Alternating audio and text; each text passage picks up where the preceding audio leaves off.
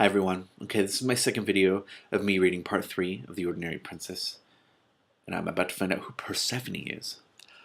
The Princess Persephone, that's who, Queen Hedwig's daughter. You see, it's this way, explained Ethelinda, only too willing to stop shelling peas and gossip instead. Queen Hedwig, who's coming to visit here, is the king's aunt, and her daughter, that there Persephone, who's the king's cousin, is coming with her. Now you mark my words, repeated Ethelinda impressively. She's bringing the girl of hers along in hopes, as you might say. In what? Asked the ordinary princess, puzzled. H-O-P-E-S.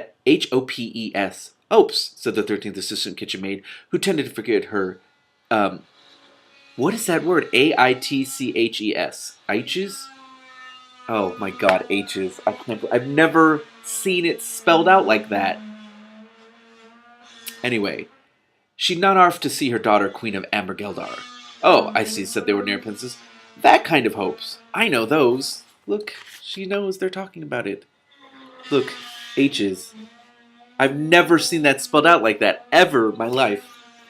That's it, said Ethelinda, absentmindedly eating raw peas. It's policy, or that's what I think they call it, or something like that. She smiled rather condescendingly at the ordinary princess and added, of course you wouldn't understand, not having been long in royal circles, as you might say. But let me tell you, dear, the fuss there is over princes and kings and princesses and such like getting married you would hardly believe. The ordinary princess only just stopped herself from saying, oh, wouldn't I? She got as far as, oh, and stopped there. Fuss ain't the word for it, continued the 13th assistant kitchen maid, her mouth full of peas. Why, the princesses that have come here on friendly visits would fill this here yard twice over and still leave some outside. It's some counselors, if you ask me, said Ethelinda wisely. They're always at him to get married. Badgering, I calls it. Plain badgering. The Prime Minister is always inviting princesses to stay at the castle, giving us a lot of extra work it does, but he hasn't fallen in love with any of them yet. The king, I mean. The 13th assistant kitchen maid gazed across the kitchen yard and sighed sentimentally. I suppose he will one day, she said sadly. Not that no one would be good enough for him. Coo, sighed the 13th assistant kitchen maid. Don't I just wish I was a princess? Ah. On the first night of Queen Hedwig's visit, there was to be a magnificent ball in her honor, and the ordinary princess and all the other castle servants were hard at work before the sun rose that day. The queen was bringing with her a retinue of more than 100 knights and courtiers and ladies in waiting with their servants, pages, and men-at-arms. Every room in the castle was full, while the overflow camped in tents of damask in the castle guards so that the lawns looked like a gaily colored fairground.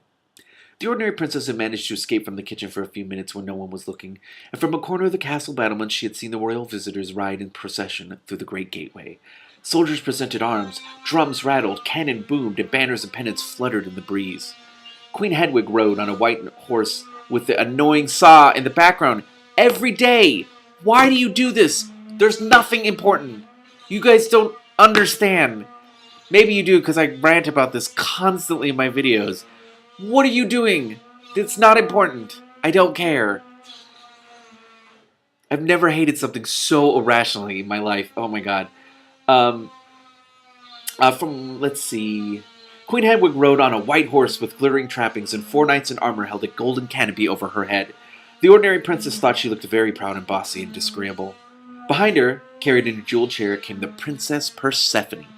She was as beautiful as the evening star, but she bowed and smiled in a rather bored sort of way, like a mechanical doll, thought the ordinary princess, while the people cheered and threw rose petals into her lap.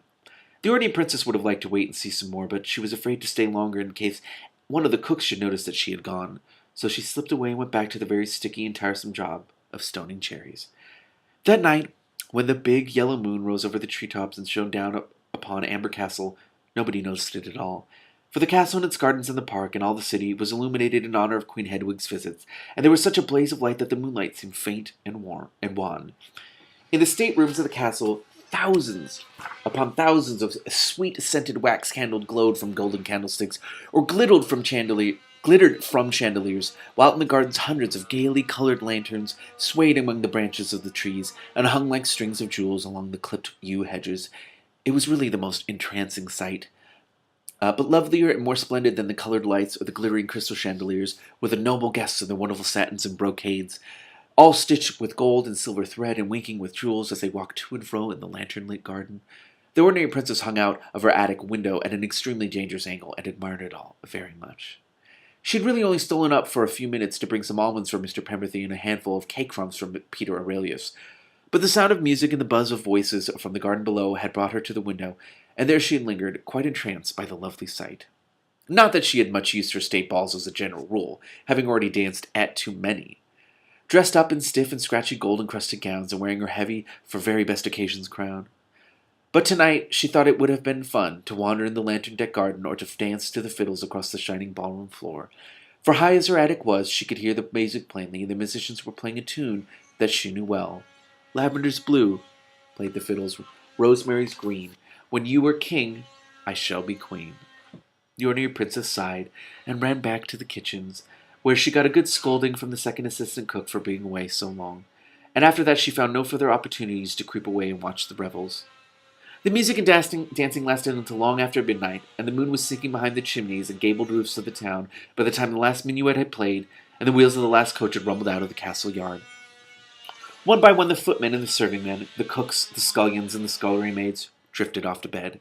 The kitchen maids went last of all, and the ordinary princess found herself alone with the dying embers of the fire on the big kitchen hearth. She had stayed behind the others to see if there were any nuts left over from the dessert that had been served at the banquet. Mr. Pemberley was extremely fond of nuts. She searched along the piles of half-empty dishes that were stacked on the scurvy tables, but there did not seem to be any nuts. Oh no, thought the ordinary princess. I'll go up to the banquet hall. There won't be anyone there now, and I'm sure they won't have cleared everything away. That will be done in the early morning. She ran down the long stone passage and up the back staircase that led from the royal kitchens to the state apartments. The castle was very quiet, deserted and still, and the ordinary princess went on tiptoe. The candles had all burned out, and only the low moonlight came in through the tall windows. She crossed the marble hall, where the serving men had waited between courses, and pushed open the big double doors of the banquet hall. The doors were made of cedar wood, all carved and gilded, and they were so heavy that the ordinary princess had to push her hardest to open them. The banquet hall had not been cleared. The long tables were still littered with golden dishes half full of sweets, nuts, and candied fruit, empty wine glasses, and tired roses in crystal bowls. On one of the tables, the candles were still burning, and on the edge of the table, swinging his legs and licking strawberry ice cream out of a silver ladle, sat a young man who could only be one of the senior royal pages. He was a nice-looking man in a wine-colored velvet doublet and with rather tousled hair. The ordinary princess stopped just inside the door. "Hello," said the nice young man. "Hello," said the ordinary princess. They looked at each other in the candlelight, and the nice young man smiled. It was a nice smile that made his eyes crinkle up at the corners, and the ordinary princess smiled back. She had a rather nice smile herself, and it wrinkled her freckled nose. "Were you looking for something?" inquired the young man. Look at him, he's lounging about, all sexily." I didn't say that. If you're a child, you don't know what that means. That saw? I'm so... Ugh. "Nuts," said the ordinary princess, "for Mr. Pemberley," she explained. The young man looked puzzled. "Mr. Pemberley? He's only a squirrel," said the ordinary princess, "but he's a particular friend of mine, and he is extremely fond of nuts." "Oh, I see," said the nice young man, quite as if he did. "I thought there might be some left over, so I came up to look," explained the ordinary princess, "but I didn't expect to find anyone here." "If it comes to that, neither did I," said the nice young man. "But as we're both here, why not have some ice cream? I can recommend it." And he pushed away some dishes and made room for her on the table. "It does look good," said the ordinary princess, "but do you think we ought to?" "Certainly," said the nice young man. "What's afraid? Will you have strawberry, vanilla, raspberry, or chocolate?" "Strawberry, please," said the ordinary princess, perching herself on the table beside him. "There aren't any clean plates left," said the nice young man, handing her a frozen spoonful, "so you'll have to lick it. But personally, I always think it tastes better that way. Only one is never allowed to do it." "Perhaps that's why," said the ordinary princess wisely. "Doing things you aren't supposed to always sounds more fun than doing things you are." "This is so rad." "It sounds a bit mixed," said the young man, "but I'm sure you're right. And now please tell me about Mr. Pemberley." And so the ordinary princess told him how, before she came to be a kitchen maid in the castle, she had lived in the forest and made friends with Mr. Pemberley and Peter Aurelius, and how tame they had become, so tame that when she decided to become a kitchen maid so that she could buy a new dress, they'd come with her to the castle. "And when I have saved 100 pfennigs," said the ordinary princess, "we shall all go back and live in the forest again." "Why 100? asked the nice young man. "Well, Ethelinda says that's what a new dress will cost." "It sounds an awful lot, doesn't it?" said the ordinary princess wistfully. "It does sound like a lot."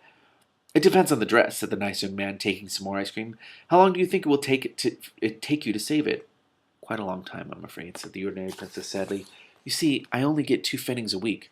But I've got 12 already, she added cheerfully, cheering up a little. Good work, said the nice young man approvingly. Have some more ice cream. Now, you tell me about yourself, said the ordinary princess after an ice creamy interval. An ice creamy interval? Ah, it's the best kind of interval. What do you do here? Oh, I work here, said the young man. What sort of work? Asked the ordinary princess. Anything I'm told to do, said the young man. I suppose you call me a man of all work. I thought at first you were a page, said the ordinary princess. No such luck. They have a much better time than I do. 2 hours off every day and an afternoon a week, said the young man gloomily. Don't you ever get an afternoon off? Inquired the ordinary princess sympathetically. Hardly ever, replied the man of all work more gloomily than ever. Then you ought to insist it, said the ordinary princess indignantly. I think it's a shame. Even assistant kitchen maids get a half day off every other week, you know. What do you do on your half day off? Asked the young man interestedly. Well, we go to the forest, Mr. Pemberton and Peter Aurelius and me. I. One of the cooks lets me take any old scraps of bread and cake that are left over, and we have a picnic. We have a lovely time.